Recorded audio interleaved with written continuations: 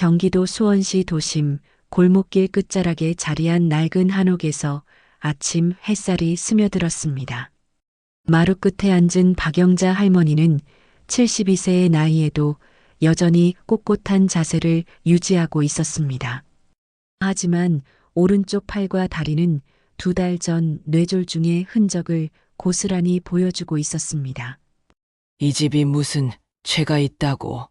영자는 마루 기둥을 어루만지며 중얼거렸습니다. 50년 넘게 살아온 이 한옥은 그녀의 모든 것이었습니다. 남편을 일찍 여인 후 혼자서 세 자녀를 키우며 밤낮 없이 일했던 채소가게의 추억이, 아이들의 웃음소리가, 모든 것이 이 집 안에 스며들어 있었습니다. 영자의 하루는 새벽 5시에 시작되었습니다. 전통시장으로 나가 채소를 떼어와 골목 어귀에 펼쳐놓고 저녁 늦게까지 장사를 했습니다. 손님들은 그녀를 영자네 할머니라고 불렀고 영자는 언제나 환한 미소로 인사했습니다. 돈을 벌기 위해서가 아니라 사람들과 만나는 것이 좋았기 때문이었습니다. 큰애는 중학교 때부터 돈 얘기를 했지. 장남 도연이를 생각하니 마음이 복잡해졌습니다. 어린 시절부터 장남이니까라는 말을 달고 살았던 아이였습니다. 성적도 좋았고 대학도 나름 괜찮은 곳을 나왔지만 언제부턴가 모든 일을 돈으로 계산하는 버릇이 생겼습니다. 지금은 부동산 중개업을 하며 효자라는 소리를 듣고 있지만 영자는 알고 있었습니다. 도연의 눈에 비치는 것은 집값 15억이라는 숫자뿐이라는 것을. 선미는 참 착한데. 자녀 선미는 중학교 교사였습니다. 성격이 온화하고 중재하기를 좋아했지만 형과 동생 사이에서 늘 눈치를 보며 살았습니다. 안정적인 직업을 가졌지만 아직 결혼하지 않은 것이 영자의 마음에 걸렸습니다. 진우만은 달라. 막내 진우를 생각하니 눈가가 촉촉해졌습니다. 대학도 제대로 마치지 못하고 대리운전과 배달 아르바이트로 하루하루를 버텨가는 아들이었지만 어머니에 대한 마음만은 진실했습니다. 병원에 입원했을 때도 밤새 지켜주었고 퇴원 후에도 매일 안부를 물었습니다. 오후 햇살이 기울어갈 무렵 영자는 방 안에서 작은 상자 하나를 꺼내 들었습니다. 평생 모아온 통장들과 서류들이 들어 있었습니다. 많은 돈은 아니었지만 이 집과 함께라면 자녀들에게 제법 큰 유산이 될 것이었습니다. 내가 죽고 나면 이 집이 자식들 싸움의 씨앗이 되겠구나. 영자의 목소리에는 깊은 우려가 담겨 있었습니다. 이미 도연이 몇 번이나 집을 팔자고 제안했고 진우는 그때마다 강하게 반대했습니다. 선미는 중재하려 했지만 갈등은 점점 깊어지기만 했습니다. 저녁 무렵 진우가 찾아왔습니다. 배달을 마치고 온 그는 어머니 옆에 앉아 오늘 있었던 일들을 담담하게 들려주었습니다.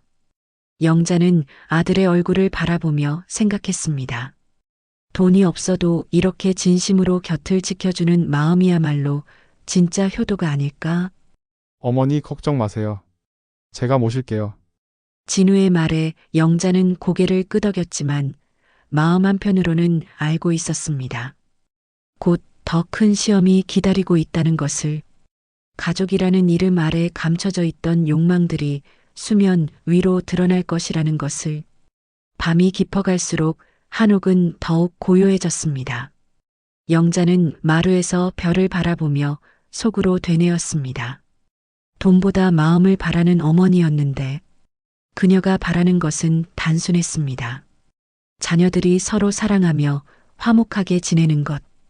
하지만 현실은 그녀의 바람과 점점 멀어져 가고 있었습니다. 병원 사인실 한켠 오후 2시였습니다. 영자는 침대에 반쯤 기대어 앉아 세 자녀를 바라보았습니다. 정기검진을 받으러 온 길에 급작스럽게 열린 가족회의였습니다. 도연이 중요한 얘기가 있다며 선미와 진우를 불러 모았던 것입니다. 어머니 상태가 이러신데 혼자 계시면 안 되지 않겠어요? 도연이 먼저 입을 열었습니다.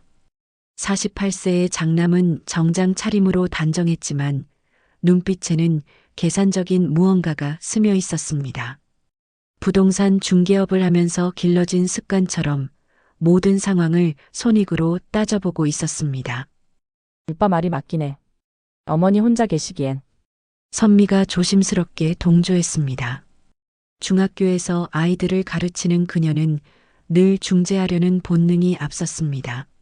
하지만 형의 표정을 보니 뭔가 다른 속셈이 있다는 걸 직감했습니다. 막내 진우는 아무 말도 하지 않았습니다. 31세의 그는 어젯밤 새벽까지 대리운전을 하고 와서 눈가에 피로가 역력했습니다. 형들과 달리 평상복 차림이었지만 어머니를 바라보는 눈빛만은 그 누구보다 진실했습니다. 그래서 제안인데요. 도연이 가방에서 서류 몇 장을 꺼내 들었습니다. 집을 정리하시고 좋은 요양원으로 가시는 게 어떨까 해서요. 수원 구도심 한옥이니까 시세가 15억 정도 나올 거예요. 그 돈으로 최고급 요양원에서 편히 지내시고 남은 돈은 우리가 나눠서. 뭐? 진우가 벌떡 일어섰습니다. 그의 목소리가 병실에 울려 퍼졌습니다. 형 지금 뭔 소리를 하는 거야? 왜 흥분해? 현실적으로 생각해봐. 어머니 혼자서 그 큰 집을. 어머니가 평생 사신 집인데 어떻게 그런 말을 할 수 있어? 영자는 두 아들의 얼굴을 번갈아 보았습니다. 도연의 이마에는 짜증이, 진우의 눈에는 분노가 서려 있었습니다. 가슴이 답답해 왔습니다. 진우야, 감정적으로 생각하지 말고. 감정적? 이게 감정적인 일이야. 어머니가 살아계시는데 벌써 유산분배 얘기를 하는 게 정상이야. 선미가 두 남자 사이에 끼어들었습니다. 잠깐 다들 진정해. 어머니 앞에서 이러면 어떡해. 하지만 도연은 멈추지 않았습니다. 내가 장남으로서 책임지고 결정할게. 진우, 너는 경제적으로 어머니를 모실 형편도 안 되잖아. 돈이 전부야. 내가 돈이 없으면 어머니를 모실 자격도 없다는 거야. 진우의 목소리가 떨렸습니다. 형의 말이 가슴에 비수처럼 박혔습니다.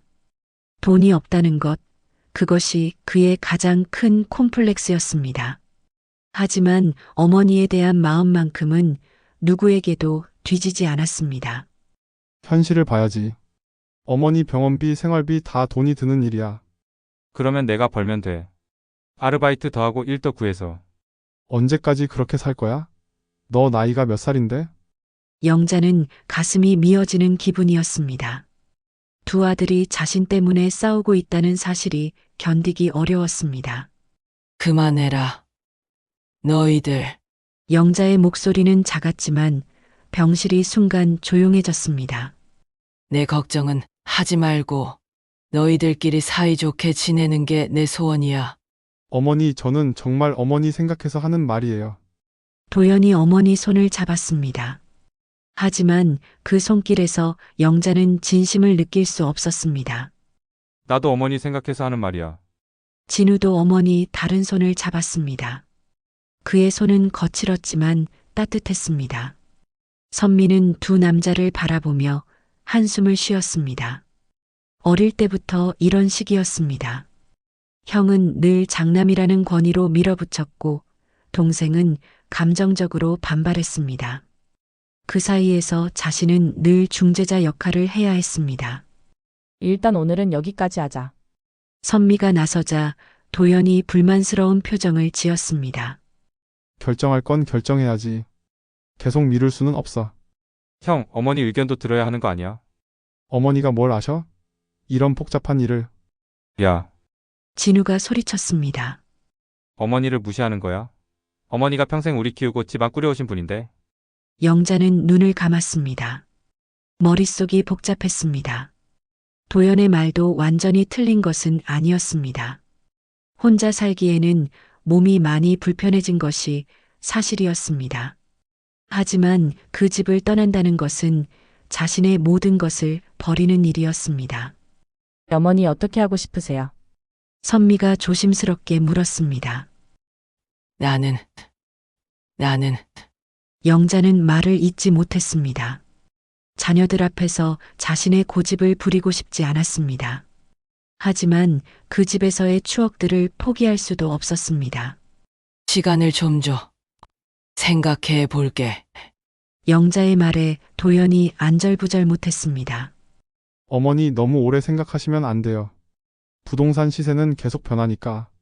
형, 진우가 도연을 노려봤습니다. 지금 어머니한테 시간 재촉하는 거야? 나는 현실적인 얘기를 하는 거야. 현실. 형은 돈밖에 모르는구나. 두 사람이 다시 대립했습니다. 영자는 고개를 돌려 창밖을 바라보았습니다. 저 멀리 수원 구도심 방향이 보이는 것 같았습니다. 그곳에 자신의 모든 것이 담긴 집이 있었습니다. 병원을 나서면서도 세 자녀의 표정은 각각 달랐습니다. 도연은 계획이 틀어진 것에 대한 불만이 역력했고, 진우는 형에 대한 분노를 억누르고 있었으며, 선미는 어떻게든 중재해야 한다는 부담감에 시달리고 있었습니다. 영자는 혼자 집으로 돌아가는 택시 안에서 생각했습니다. 자녀들이 자신 때문에 갈라서고 있다는 현실이 가장 힘들었습니다. 돈보다 마음을 바라는 어머니의 소원이 이렇게 어려운 일인지 몰랐습니다. 집에 도착해 마루에 앉으니 오늘의 일이 꿈 같았습니다. 하지만 이것은 시작에 불과하다는 것을 영자는 알고 있었습니다. 더 큰 갈등이 기다리고 있을 것이었습니다. 병원 회의가 있은 지 일주일 후 영자는 다시 정기검진을 받으러 병원에 왔습니다. 이번에는 도연만 함께 왔습니다. 선미는 학교 업무로, 진우는 낮 아르바이트 때문에 오지 못했습니다. 어머니 화장실 다녀오시는 동안 제가 의사 선생님과 좀 더 자세한 상담을 받을게요. 도연이 어머니를 휠체어에서 일으켜 세워드렸습니다. 영자는 지팡이를 짚고 천천히 화장실로 향했습니다. 그 사이 도연은 어머니 가방을 뒤졌습니다. 작은 지갑 안에서 낡은 도장을 찾아냈습니다. 박영자라고 새겨진 그 도장은 어머니가 평생 사용해 온 것이었습니다. 도연은 재빨리 도장을 주머니에 넣었습니다. 뭐 하는 거야? 갑자기 들린 목소리에 도연이 깜짝 놀랐습니다. 진우가 문 앞에 서 있었습니다. 아르바이트를 일찍 끝내고 병원으로 달려온 것이었습니다. 아, 진우야. 언제 왔어? 형 지금 어머니 가방에서 뭘 꺼낸 거야? 진우의 눈빛이 날카로워졌습니다. 형의 당황한 표정을 보니 뭔가 잘못되었다는 것을 직감했습니다. 뭘 꺼냈다는 거야? 그냥 정리를 좀. 주머니에서 꺼내봐. 뭘? 어머니 도장 가져간 거지? 도연의 얼굴이 굳어졌습니다. 더 이상 숨길 수 없다는 것을 깨달았습니다. 그래, 가져갔어. 그런데 그게 뭐가 어때서? 미쳤어? 어머니 살아계시는데 도장을 훔치는 게 말이 돼? 진우의 목소리가 커지자 병실로 지나가던 사람들이 쳐다보았습니다. 훔치다니 말을 조심해. 나는 어머니를 위해서. 어머니를 위해서 도장을 몰래 가져간다고? 뭘 할 건데? 도연은 잠시 망설였지만 이내 결심을 굳혔습니다. 위임장을 작성할 거야. 어머니가 스스로 결정하시기 어려우니까 내가 대신. 야, 이 새끼야. 진우가 형의 멱살을 잡았습니다. 병실 복도에서 벌어진 일이라 여러 사람들이 놀란 표정으로 바라보았습니다. 어머니 살아계시는데 왜 죽은 사람 취급을 하냐? 놓아. 내가 아니면 이 집안 끝이야. 너 같은 놈이 어머니를 어떻게 모신다는 거야. 두 형제가 몸싸움을 벌이는 사이 영자가 화장실에서 돌아왔습니다. 복도에서 벌어지는 광경을 본 그녀의 얼굴이 새하얗게 질렸습니다. 이게 뭐 하는 짓이냐? 영자의 목소리가 복도에 울려 퍼졌습니다. 두 아들이 깜짝 놀라 서로를 놓았습니다. 어머니. 병원에서. 이게 뭐 하는 짓이야? 창피하다. 영자는 지팡이를 짚고 두 아들 사이로 들어갔습니다. 몸은 불편했지만 기세만큼은 여전했습니다. 도연아. 내가 내 도장을 가져갔다며? 도연이 고개를 숙였습니다. 어머니의 눈빛이 무서웠습니다. 어머니, 저는 정말 어머니를 위해서. 내 허락도 없이. 어머니가 결정하시기 어려워하시니까. 누가 어렵다고 했어? 내가 언제 그런 말을 했어? 영자의 목소리가 떨렸습니다. 아들이 자신을 무능력한 사람 취급한다는 것이 서러웠습니다. 주변에 있던 간호사가 다가왔습니다. 여기서 큰 소리 내시면 안 됩니다. 다른 환자분들이 죄송합니다. 영자가 고개를 숙여 사과했습니다. 그리고는 두 아들을 빤히 바라보았습니다. 병실로 들어가자. 영자가 먼저 걸어갔고 두 아들이 묵묵히 따라갔습니다. 병실 문을 닫자 영자가 침대에 털썩 주저앉았습니다. 도장 내놔. 도연이 망설이다가 주머니에서 도장을 꺼내 어머니께 드렸습니다. 어머니, 저는 정말 그만해. 영자가 도장을 꽉 쥐었습니다. 그 작은 도장에 자신의 모든 권리와 존재가 담겨 있다는 것을 새삼 느꼈습니다. 너희들이 언제부터 이랬냐? 영자의 목소리에는 깊은 실망이 담겨 있었습니다. 내가 너희들을 이렇게 키웠나?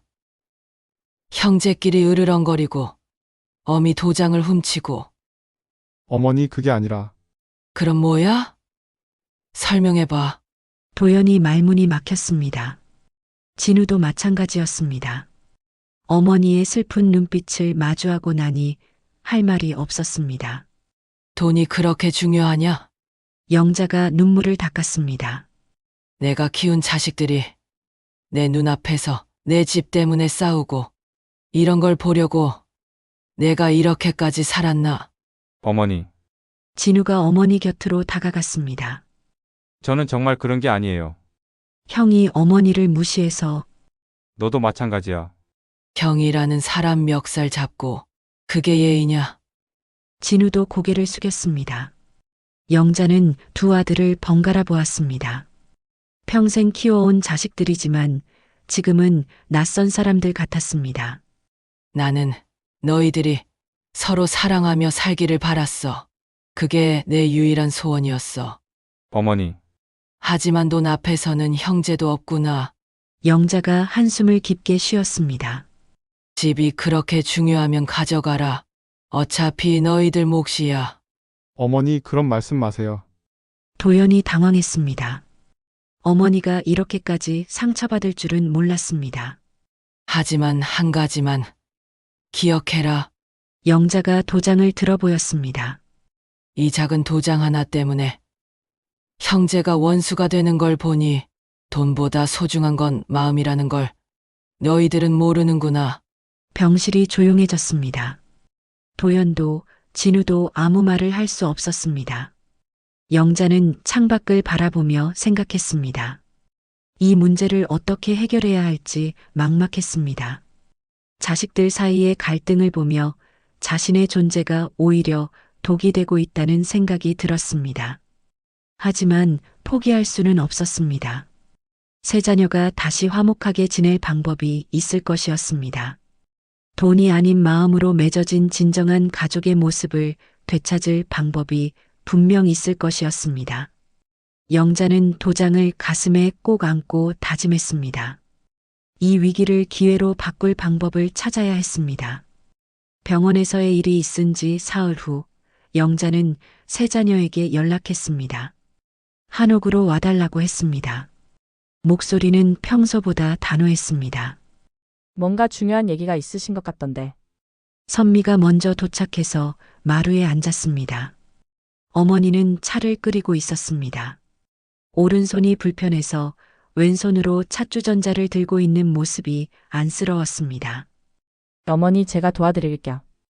괜찮다. 이 정도는 할 수 있어. 영자의 목소리에 힘이 있었습니다. 며칠 동안 많은 생각을 했다는 것이 느껴졌습니다. 도연과 진우가 거의 동시에 도착했습니다. 두 사람은 서로 눈도 마주치지 않았습니다. 병원에서 있었던 일이 아직도 서먹했습니다. 다 왔구나. 영자가 차를 따라주며 말했습니다. 세 자녀는 어머니 주변으로 둘러앉았습니다. 오랜만에 모인 자리였지만 분위기는 무겁기만 했습니다. 병원에서 있었던 일 때문에 너희들을 불렀어. 영자가 입을 열었습니다. 나도 많이 생각해봤는데 내가 너무 우유부단했나 싶어. 어머니, 선미가 조심스럽게 말을 걸었습니다. 그동안 너희들 사이를 지켜보니까 내가 문제였어. 영자가 찻잔을 내려놓았습니다. 집 때문에 형제들이 싸우게 만들었구나. 아니에요, 어머니. 저희가 철없었어요. 진우가 고개를 숙였습니다. 아니야. 부모가 먼저 결정해야 할 일을 자식들한테 떠넘겼어. 영자의 목소리에는 자책이 담겨 있었습니다. 도연이 처음으로 입을 열었습니다. 어머니 병원에서 제가 너무 성급했어요. 죄송합니다. 그래. 내가 잘못했어. 하지만 마음은 이해한다. 영자가 도연을 바라보았습니다. 내가 장남이라고 생각해서 책임감을 느끼는 거지. 네.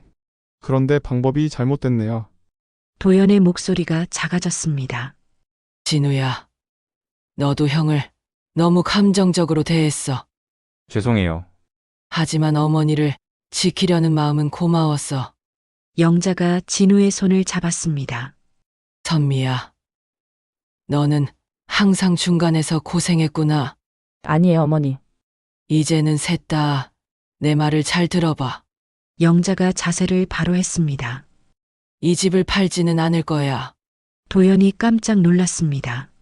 하지만 이번에는 반박하지 않았습니다. 대신 법무사님과 상담을 받아봤어. 신탁이라는 게 있더구나. 신탁요? 선미가 물었습니다. 집을 신탁회사에 맡기고 임대를 줘서 나오는 돈으로 생활하는 거야. 그리고 관리는 너희들이 함께 하는 거지. 세 자녀가 서로를 바라보았습니다. 내가 죽은 후에는 너희들이 공동으로 상속받는 거고, 어머니, 진우가 눈시울을 붉혔습니다. 이렇게 하면 집도 지킬 수 있고 너희들도 싸울 일이 없어. 영자가 미소를 지었습니다. 그런데 조건이 있어. 세 자녀가 귀를 기울였습니다. 첫째, 임대료는 내 생활비와 치료비로만 써. 너희들 용돈 아니야. 당연하죠, 어머니. 선미가 고개를 끄덕였습니다. 둘째, 집 관리는 셋이 함께 해. 혼자서 결정하는 일 없어. 영자가 도연을 바라보았습니다. 도연이 알았다는 듯 고개를 끄덕였습니다. 셋째, 한 달에 한 번은 여기서 다 같이 밥 먹어. 그건 너무 쉬운 조건인데요. 진우가 웃으며 말했습니다. 쉽지 않아. 바쁘다는 핑계로 안 올 수도 있거든. 영자도 웃었습니다. 오랜만에 보는 어머니의 웃음이었습니다. 어머니 정말 괜찮으세요? 신탁 수수료도 나가고. 도연이 걱정스럽게 물었습니다. 괜찮아. 법무사님이 자세히 설명해 주셨어. 생각보다 복잡하지 않더라. 어머니 혼자 다 알아보셨어요. 선미가 놀랐습니다. 너희들이 싸우는 사이에 나도 공부를 좀 했지. 영자의 말에 세 자녀가 모두 부끄러워했습니다. 그런데 진짜 중요한 건 따로 있어. 영자가 세 자녀를 차례로 바라보았습니다. 돈은 흩어져도 마음은 모일 수 있다는 걸 깨달았어. 마루에 잠시 침묵이 흘렀습니다. 내가 너희들한테 물려줄 가장 큰 유산은 집이 아니야. 서로 사랑하는 형제 사이야. 진우가 먼저 눈물을 닦았습니다. 어머니, 저 정말 죄송해요. 형한테도. 나도 미안해, 진우야. 내가 너무 성급했어.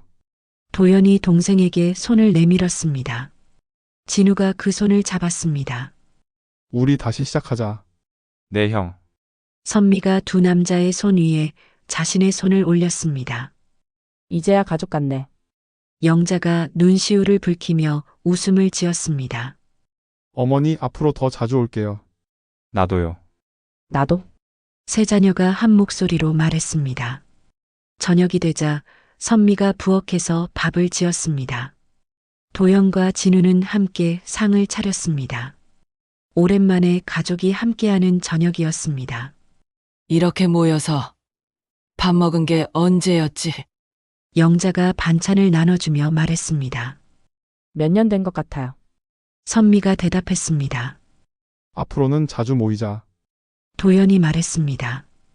예전의 권위적인 모습이 아니라 형으로서 따뜻한 모습이었습니다. 어머니 건강만 하세요. 저희가 잘할게요. 진우가 어머니 그릇에 반찬을 더 담아드렸습니다. 영자는 세 자녀의 얼굴을 바라보며 생각했습니다. 돈이 사람의 진심을 드러내는 거울이라고 했지만 진짜 거울은 시간이었습니다. 시간이 지나면서 진심과 거짓이 구별되는 것이었습니다. 이제야 집이 집다워졌다. 영자가 속으로 중얼거렸습니다.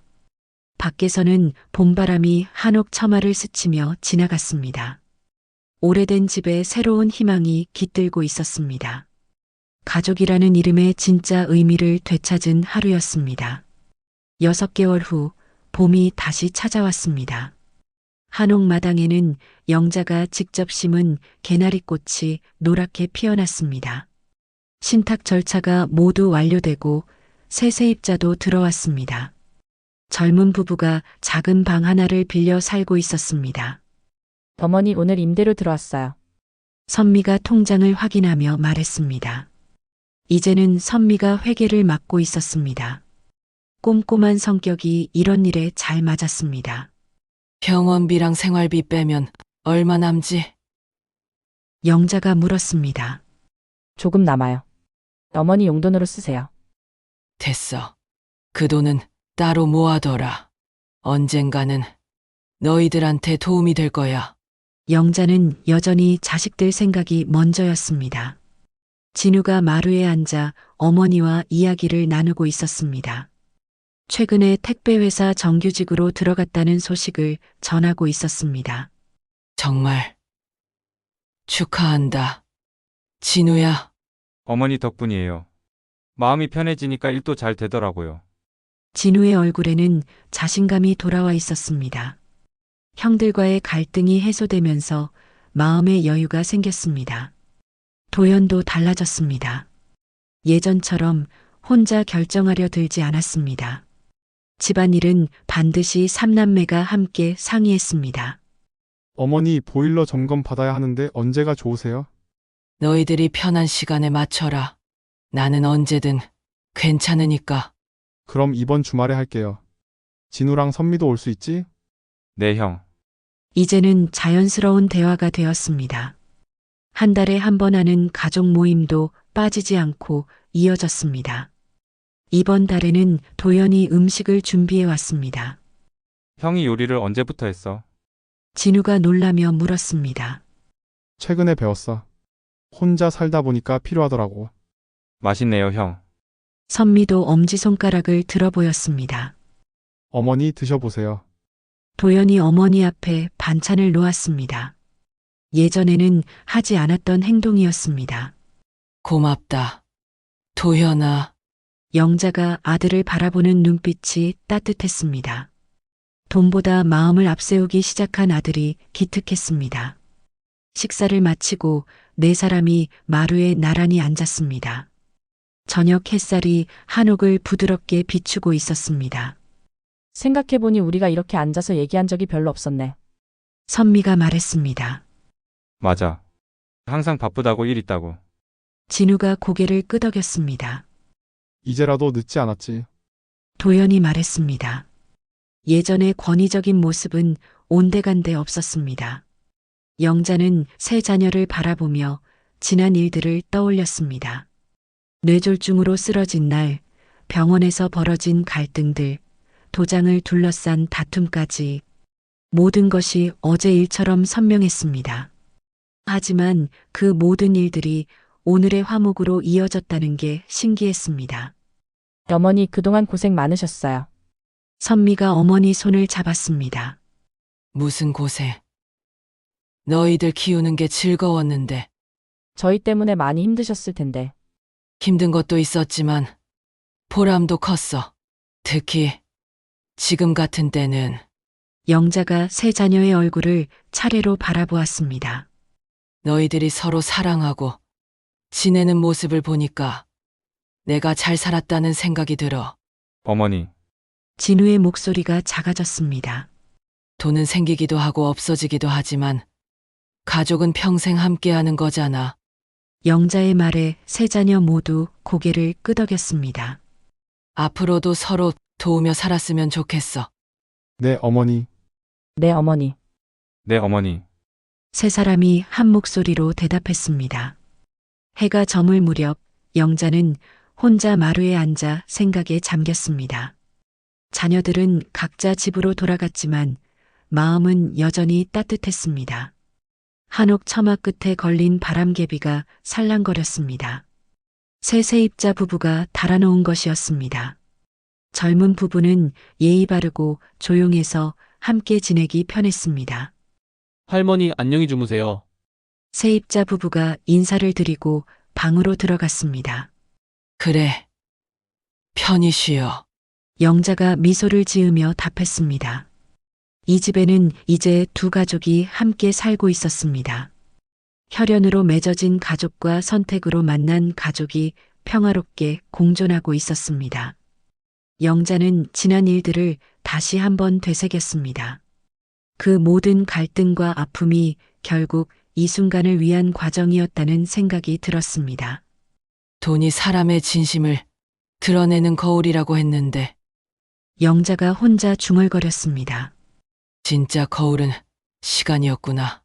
시간이 지나면서 진심과 가짜가 구별되었습니다. 도연의 책임감, 선미의 배려심, 진우의 효성이 모두 진짜였습니다. 다만 표현하는 방법을 몰랐을 뿐이었습니다. 밤이 깊어갈수록 한옥은 더욱 고요해졌습니다. 하지만 영자의 마음은 평온했습니다. 이제 걱정할 일이 없었습니다. 집은 안전하게 보호되고 있었고 자녀들은 서로 사랑하며 살고 있었습니다. 내가 바라던 게 이거였어. 영자가 별을 바라보며 웃었습니다. 다음 날 아침 영자는 마당에 나가 개나리꽃에 물을 주었습니다. 봄볕이 따스하게 내리쬐고 있었습니다. 꽃들이 활짝 피어나는 모습을 보니 희망이 생겼습니다. 자신의 남은 인생도 자녀들의 앞날도 이 꽃들처럼 아름답게 펼쳐질 것 같았습니다. 오늘도 좋은 하루가 되겠구나. 영자가 하늘을 올려다보며 말했습니다. 한옥 마당에서 피어난 개나리꽃처럼 이 가족의 사랑도 계절이 바뀔 때마다 더욱 깊어져 갈 것이었습니다. 그것이 영자가 세상에 남기고 싶은 가장 소중한 유산이었습니다. 돈이 아닌 마음으로, 소유가 아닌 나눔으로 이어지는 진정한 가족의 모습이었습니다. 지금까지 긴 이야기를 들어주셔서 감사합니다. 매일 새로운 이야기로 찾아뵙겠습니다.